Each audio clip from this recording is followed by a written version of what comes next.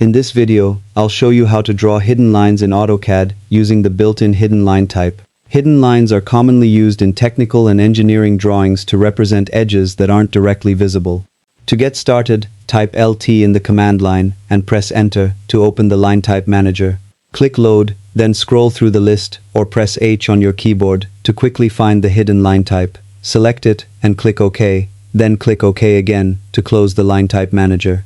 Next, go to the Home tab and open the Linetype drop-down in the Properties panel. Choose the hidden line type so any new objects you draw will use the hidden line style. Now use the line command or any other drawing tool to create your objects, and they'll appear with the hidden dashed pattern. If the dashes look too small or too large, adjust the Linetype scale until they display correctly. That's how easy it is to draw hidden lines in AutoCAD.